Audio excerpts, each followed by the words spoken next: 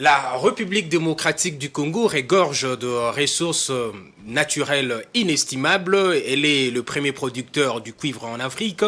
Elle détient la plus grande réserve mondiale du cobalt. Elle dispose de 80 millions de terres arables d'une forêt et d'une forêt qui constitue le deuxième poumon de la planète. Mais malgré ses richesses, sa population demeure toujours pauvre. D'ailleurs, selon le programme des Nations Unies pour le développement, cette population vit de moins de $1 par jour. Mais comment développer ces richesses minières?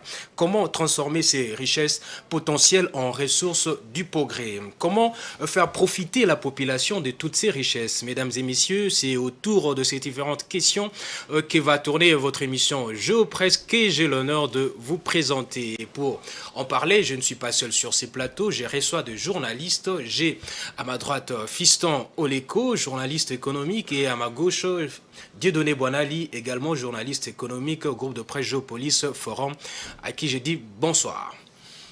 Bonsoir, merci. Nous commençons cette émission. Dieudonné Boinali, la RDC est l'une de 5 nations les plus pauvres au monde en 2021. Près de 64% de la population du pays vivait un peu moins de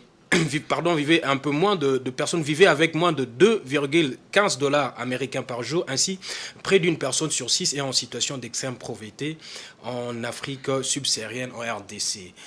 Comment expliquez-vous ce contraste? Le pays est doté et regorge de richesses minières inestimables, mais sa population demeure pauvre.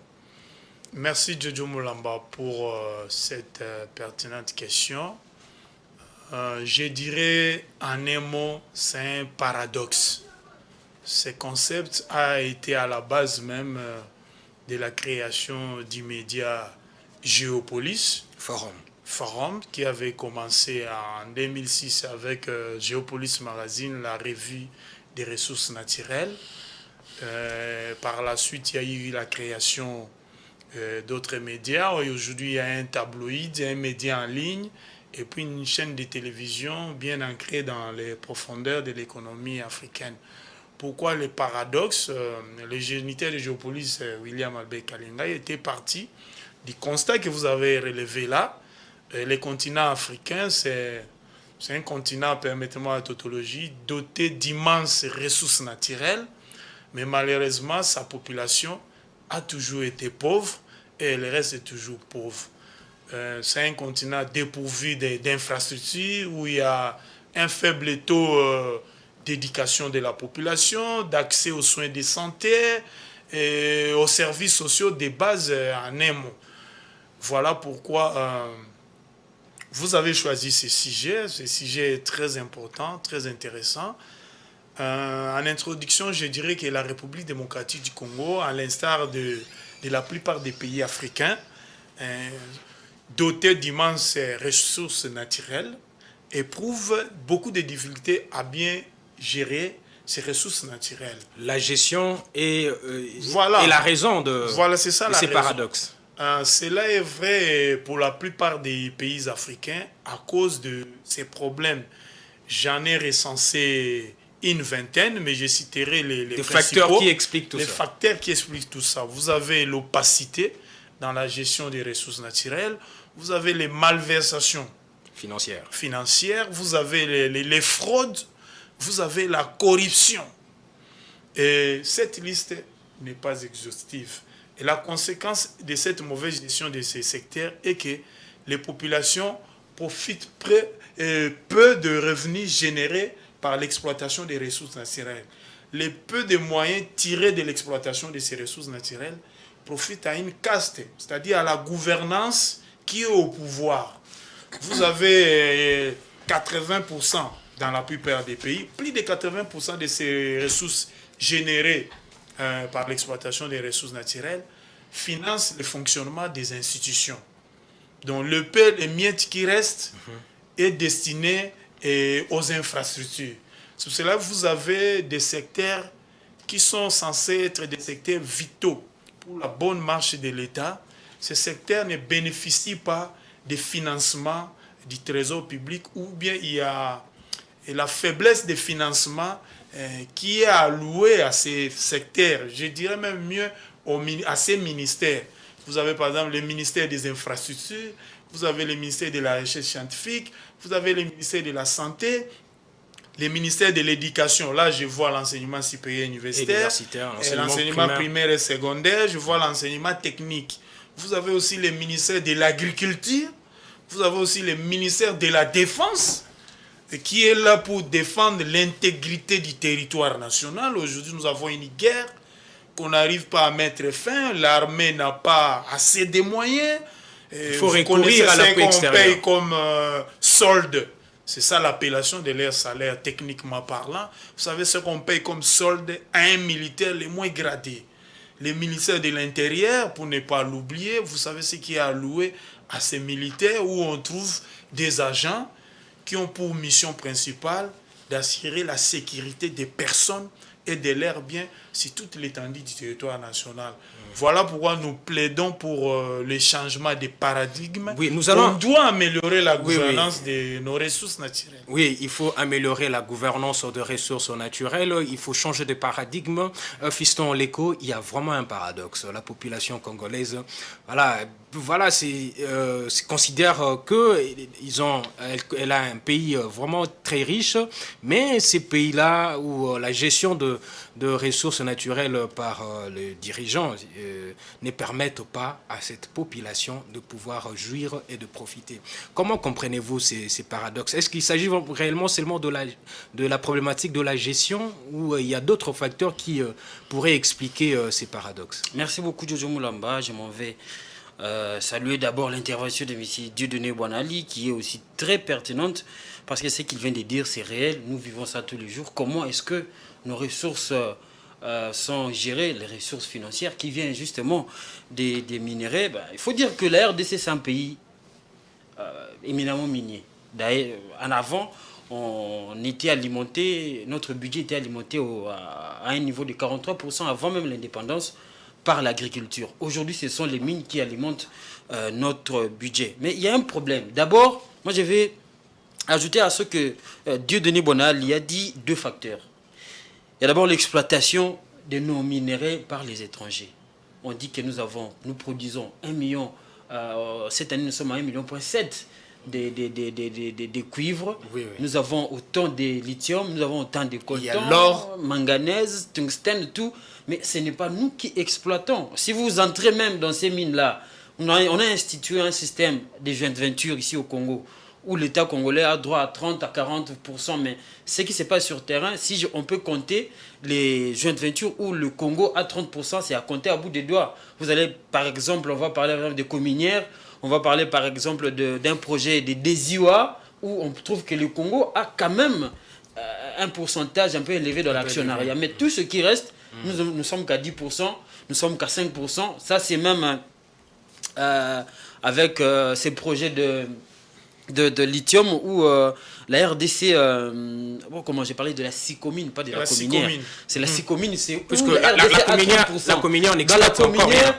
La RDC, bien qu'on exploite encore sur le plan avec les lithium, mais la RDC ne reste qu'avec 5%.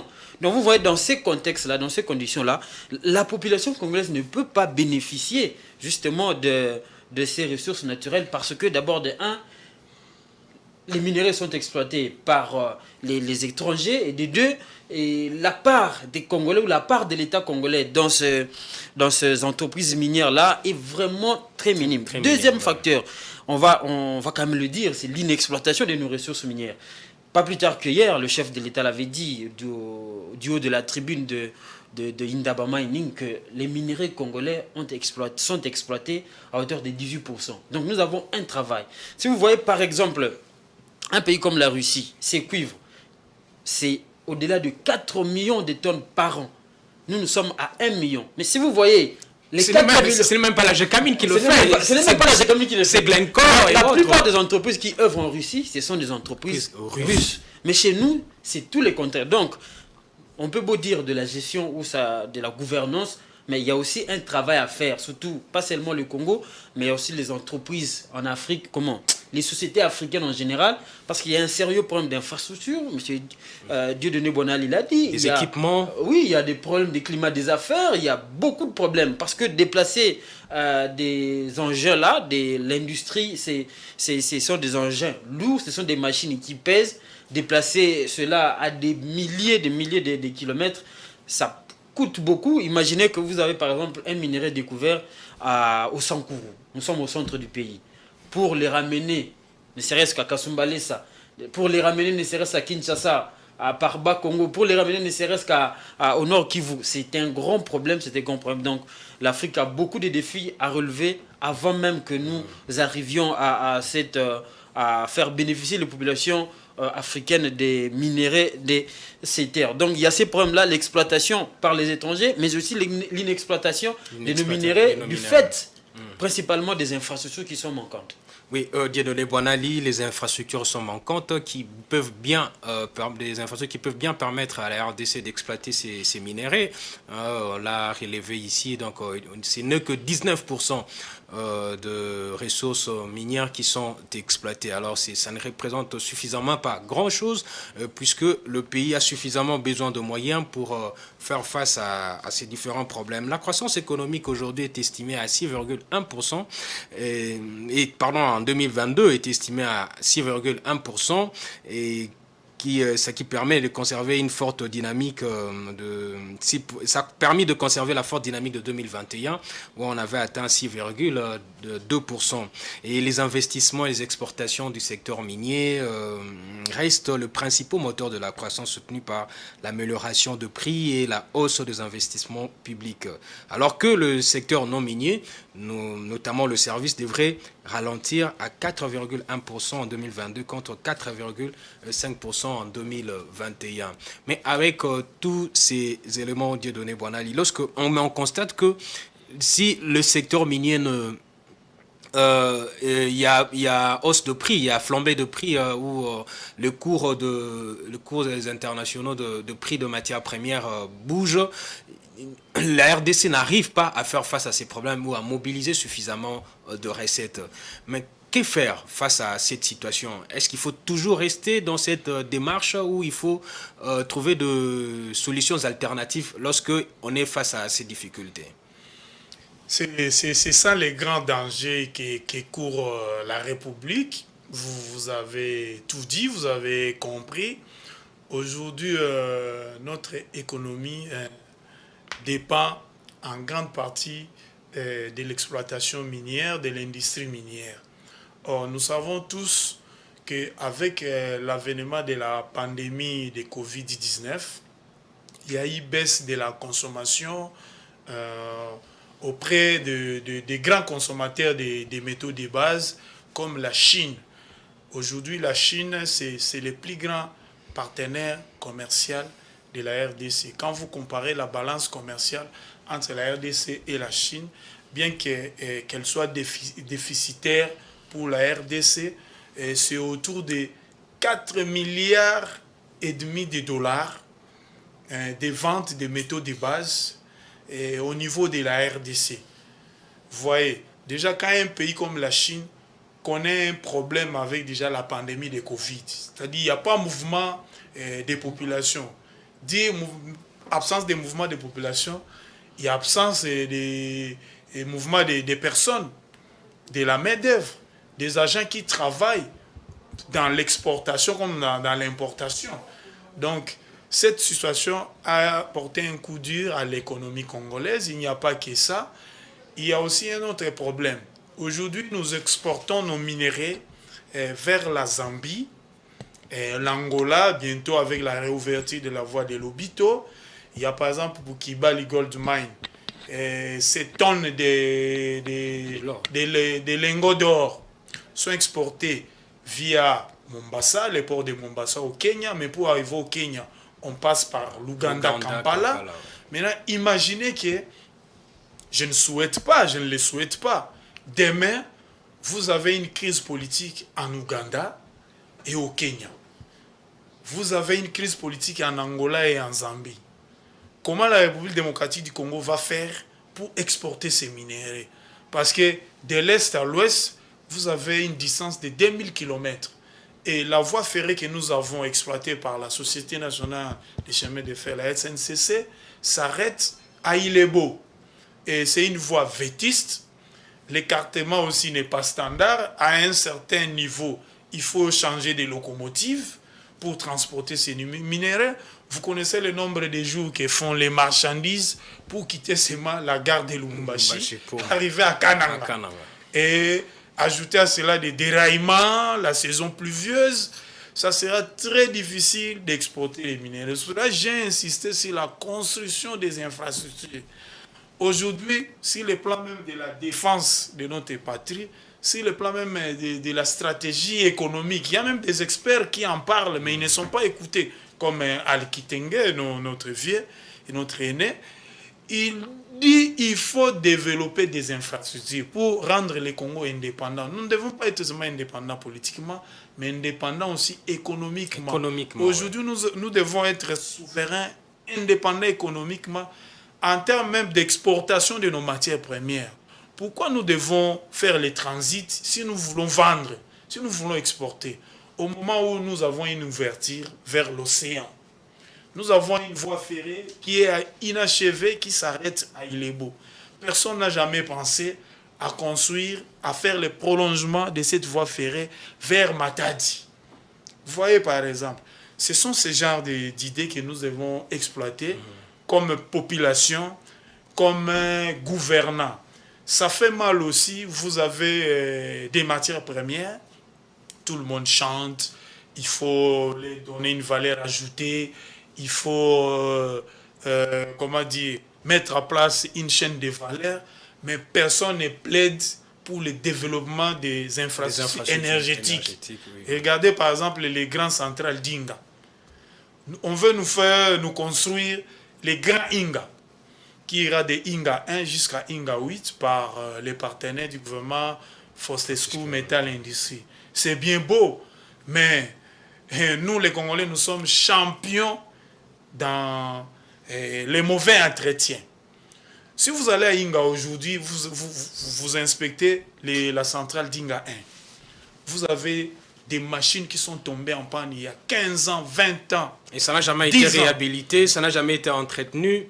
L'actuel comité de la SNEL, de gestion de la SNEL, même les anciens comités, personne n'a pensé à réhabiliter. Un problème de moyens. C'est central. Vous allez à Inga D.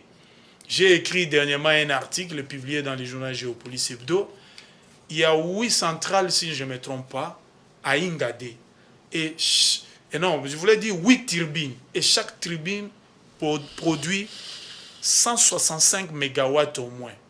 Il y a au moins 4 turbines qui sont tombées en panne. C'est-à-dire, donc, si on réhabilite seulement 2 turbines à la centrale d'Inga 2, nous aurons plus de 350 mégawatts qu'on va injecter dans les marchés énergétiques en RDC.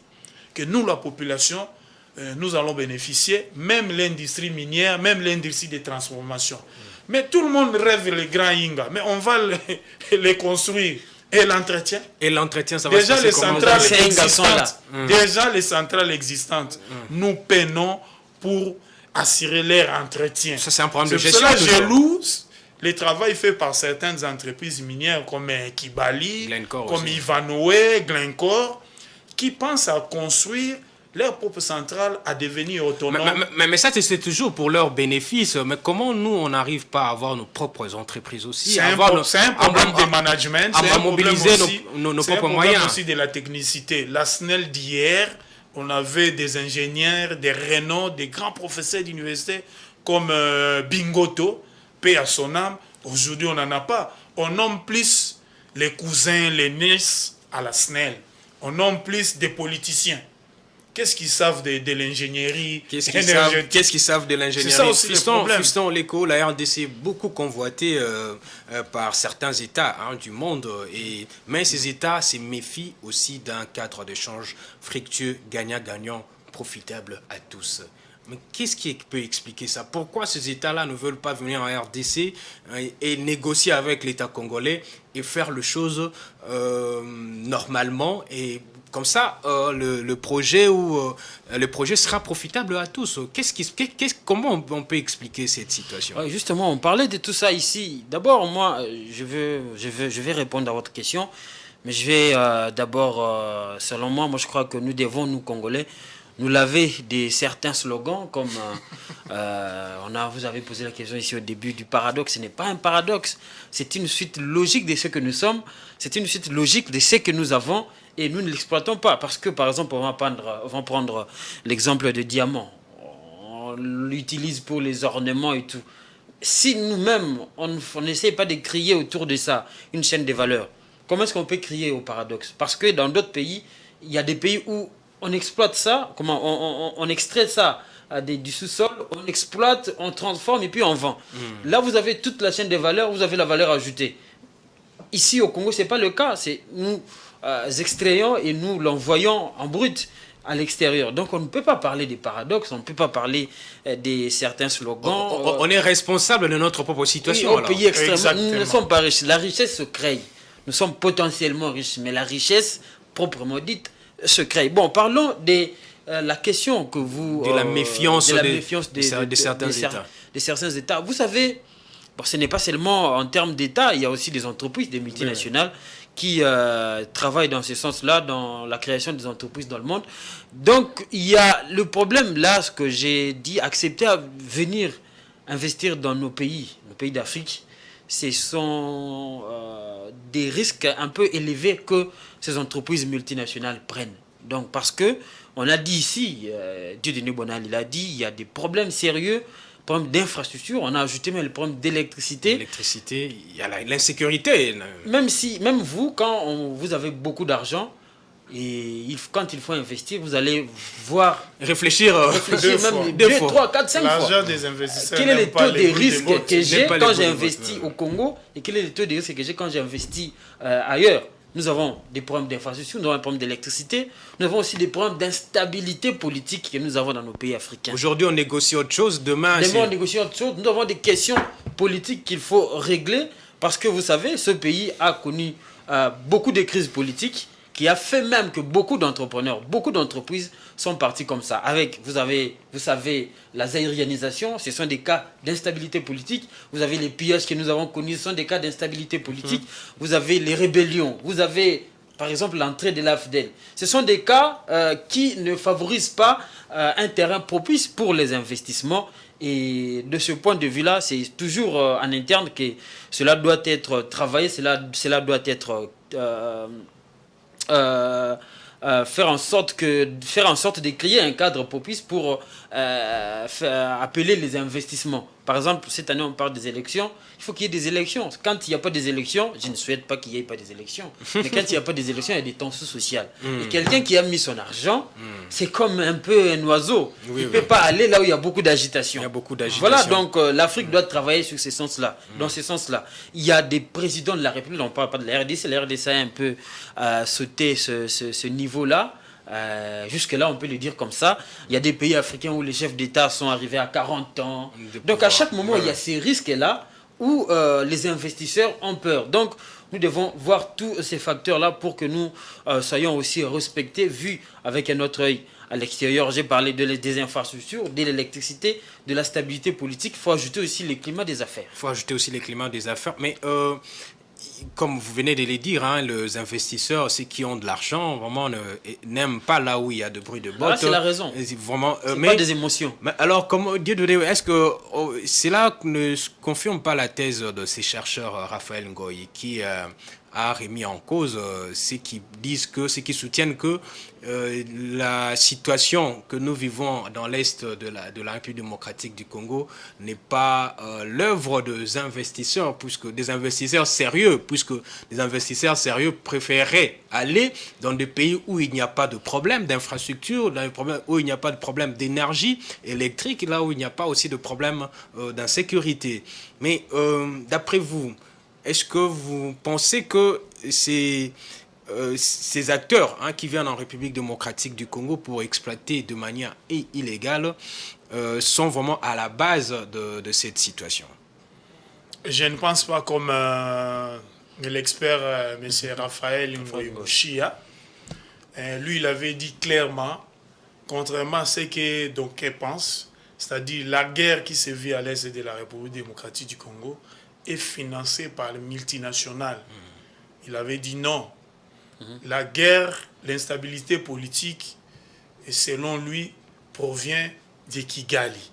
C'est Kigali qui profite de la guerre de l'Est en ce qui concerne principalement l'exploitation de l'or.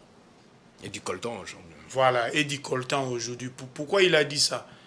Aujourd'hui, vous avez au niveau international les normes de l'OCDE qui exigent qu'avant de vendre sur les marchés internationaux des produits, des métaux de base, vous devez montrer et prouver que ces minéraux ne proviennent pas des zones de conflit ou bien ont été produits par des femmes ou de mineurs.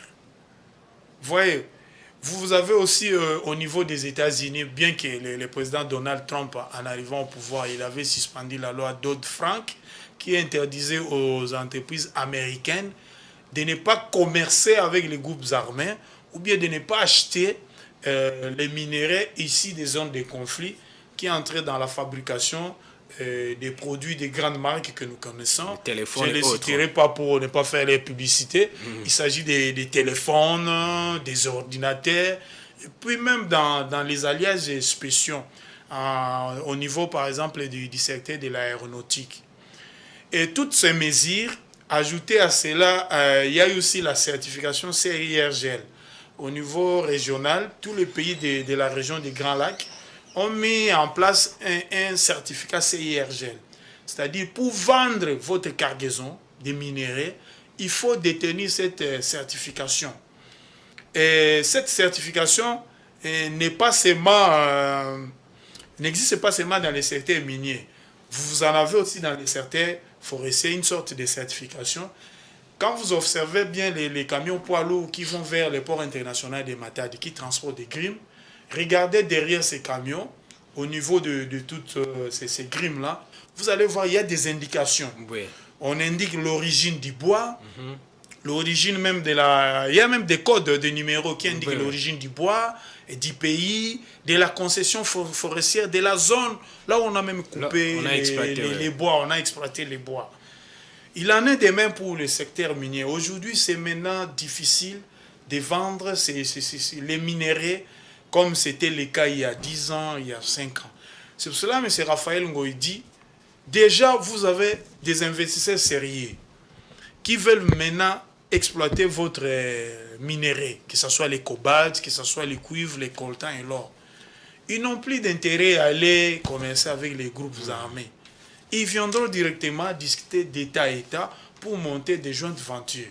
Voilà pourquoi, selon lui, la guerre qui se vit à l'est de la République démocratique du Congo, pour lui, elle est uniquement une guerre sur l'exploitation de l'or.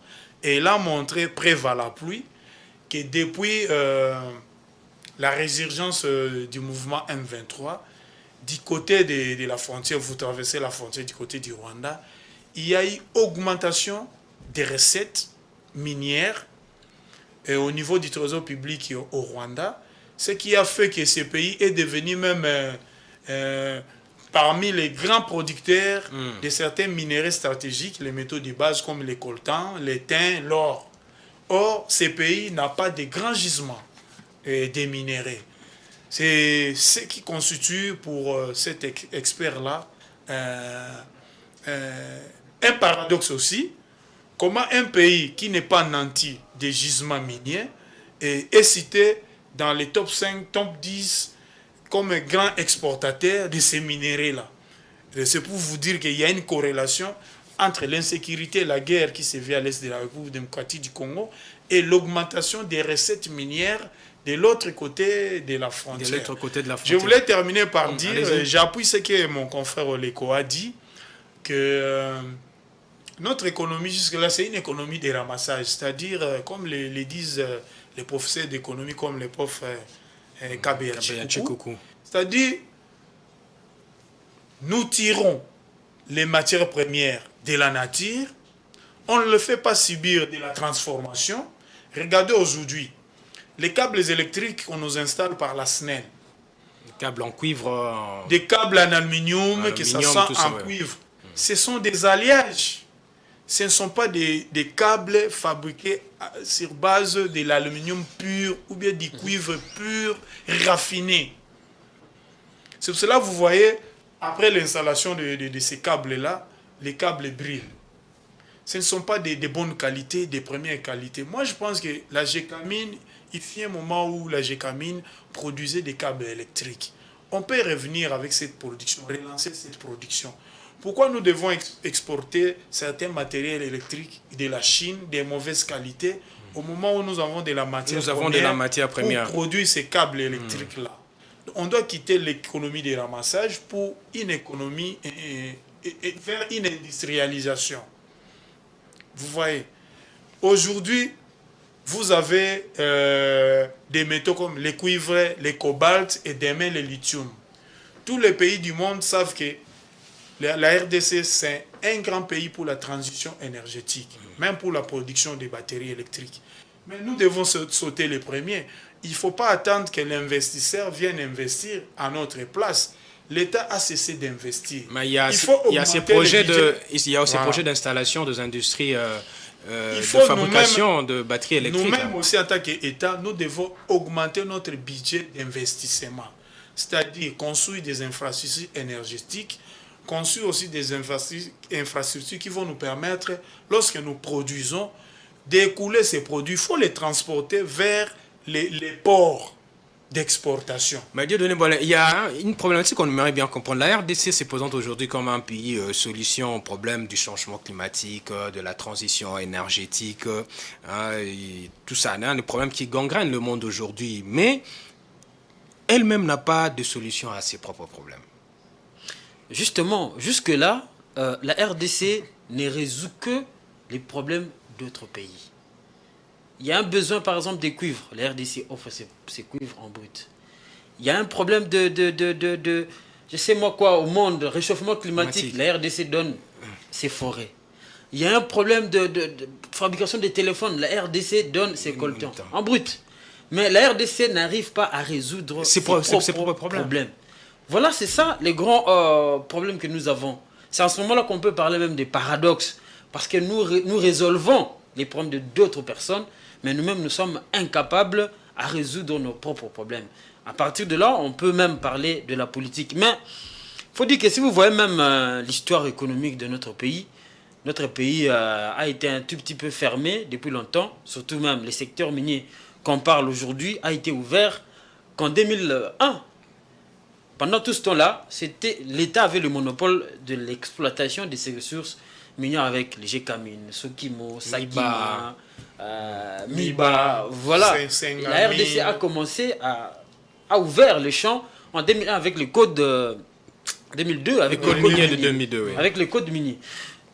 Donc, la RDC aujourd'hui, même quand on parle de réchauffement climatique, vous savez que COP 26, je crois, où l'Afrique du Sud était rentrée avec plus de 7 milliards de dollars américains.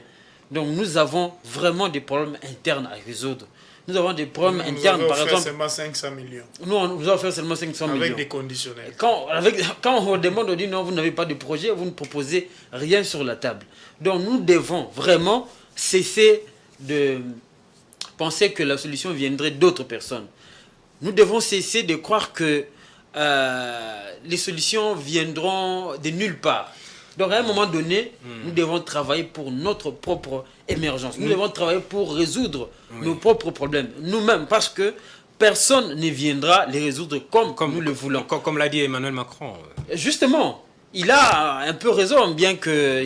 C'était un peu hypocrite, là. C'était un peu hypocrite. Moi, j'ai toujours dit que son discours a été teinté des vérités et d'hypocrisie. Donc il faut dire que la RDC doit travailler d'abord pour lui-même, pour trouver ses propres solutions. On va parler par exemple du budget. Vous avez dit aujourd'hui c'est à 16 milliards de dollars américains. Qu'est-ce qu'il y a dans les lignes, dans les crédits qu'on alloue. Dans l'allocation, il y a un problème. Comment mobiliser des ressources, c'est un problème, mais l'allocation de ces fonds-là, c'est une autre problématique. Qu'est-ce que nous faisons de ce que nous gagnons? Les peu d'abord que nous gagnons. Qu'est-ce que nous en faisons? Nous avions ici un projet que tout le monde a salué. Beaucoup d'observateurs, même moi j'ai salué. On parle du programme de développement local de 145 territoires. Aujourd'hui, où en sommes-nous? Où en sommes-nous? On voit, ce sont les écoles, la construction des écoles qui sont construites avec beaucoup de difficultés. Parce qu'on a choisi de commencer avec les écoles, les hôpitaux et les bâtiments administratifs, alors que les routes ne sont pas là. Comment est-ce qu'on va transporter le matériel? Comment on peut accéder même? Comment est-ce qu'on peut accéder par chez moi à Sankourou, là-bas, à Mbaka? Donc c'est un problème. C'est un problème aussi de choix. C'est un problème de politique. Nous devons savoir faire de bons choix. Nous devons savoir dresser nos priorités. Et un bon diagnostic. Voilà. Il faut un bon diagnostic pour pouvoir résoudre nos problèmes. Oui. Et je pense que quand on fait un bon diagnostic, on a vraiment la connaissance de nos problèmes, des vrais problèmes que nous avons. Je pense que tout ce qui reste ne sera que des conséquences. Dieu donne longtemps déjà vers la fin de cette émission, mais la solution ne viendra pas d'ailleurs. La solution ne viendra pas des investisseurs étrangers ni de pays aussi d'autres pays, d'autres États du monde. Mais la solution doit venir de Congolais, puisque nous avons vu d'autres États trouver des solutions à leurs problèmes. Le Japon, qui n'a pas de matière, qui ne régorge pas de matière première à la hauteur, à la dimension de la RDC, mais le Japon a su trouver des solutions à ses propres problèmes. C'est la matière grise qui a été mise en valeur. Et aujourd'hui, lorsqu'on voit le Japon, on est très émerveillé. Mais quelle serait la solution aujourd'hui?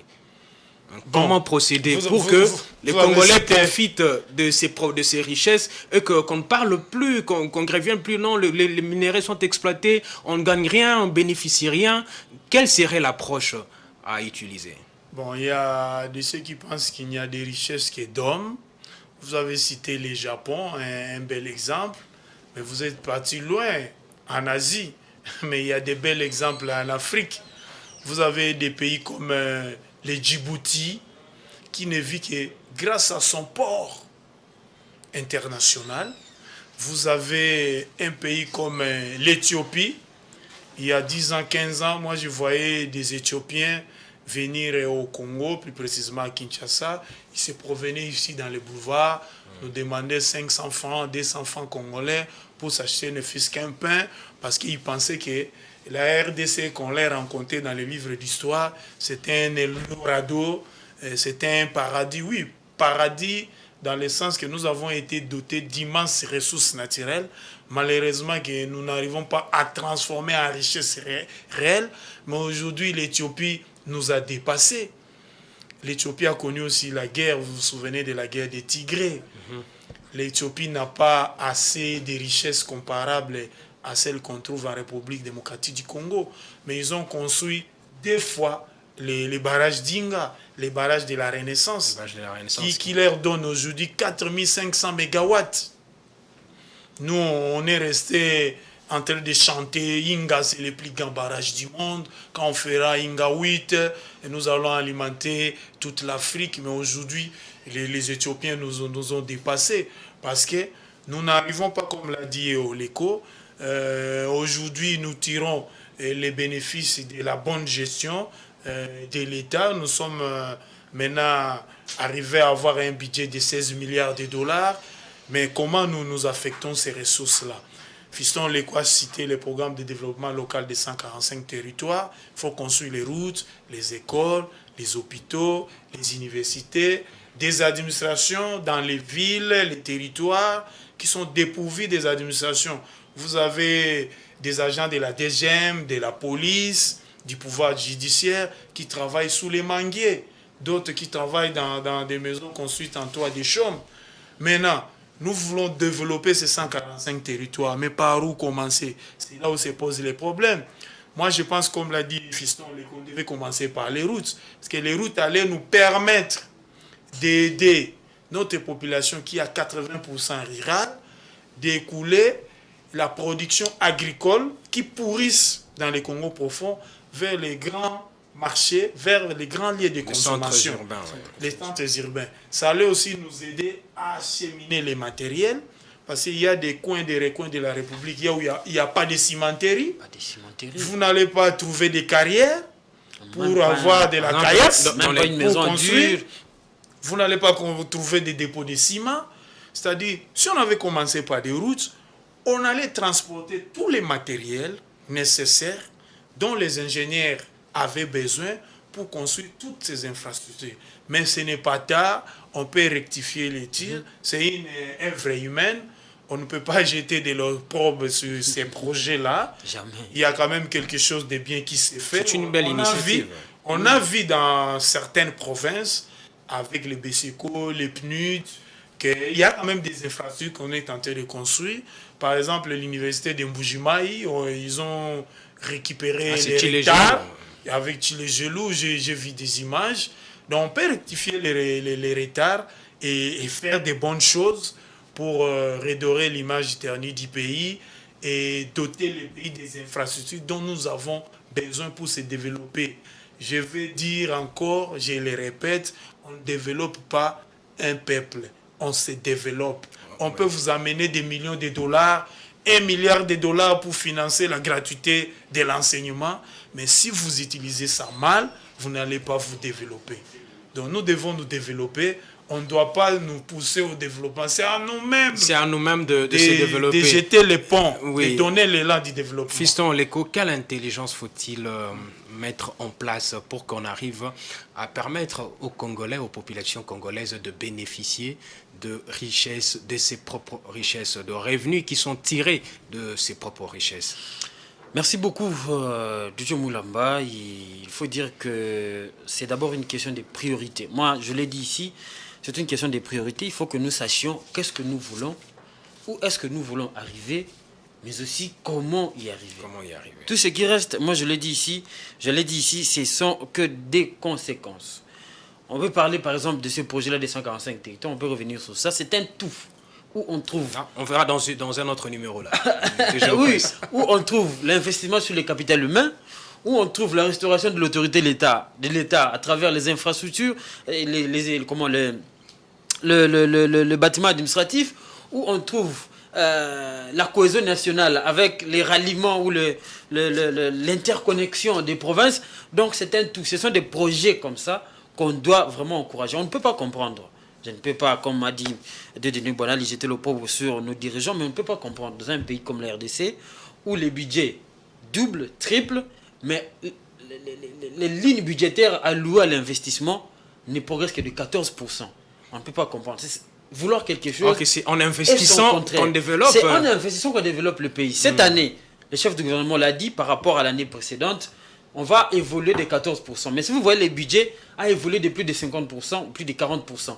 Donc, nous devons savoir ce que nous voulons. Les budgets, c'est comme une forme de tableau où on voit même la volonté politique d'un pays. Ce que le pays veut faire de son territoire, de son peuple, de ce qu'il a. C'est que le pays veut l'objectif que le pays veut atteindre. Oui. Donc, tout cela se décline dans les budgets. Nous devons opérer de bons choix selon nos priorités, selon nos propres problèmes. Oui, il faut définir tout d'abord les priorités, opérer des bons choix pour permettre en fait au pays de voir dans quelle mesure il peut arriver à résoudre les différents problèmes qui coiffent sa population. Mesdames et messieurs, nous sommes arrivés à la fin de cette émission qui s'est intéressée à la question, à la problématique des ressources naturelles de la République démocratique du Congo, notamment les ressources minières qui aujourd'hui ne profite pas en grande partie aux populations congolaises. Voilà, ça en est fini pour Géopresse. Merci à Fiston Leko, merci à Dieudonné Boinali pour leurs interventions. Merci pour l'invitation. Aussi à vous, fidèles téléspectateurs. Nous espérons vous revoir très prochainement avec le même plaisir. Voilà, l'information continue sur le compte de Géopolis Télévision, Géopolis TV, et son compte YouTube Géopolis TV et puis son site web www.geopolismagazine.net.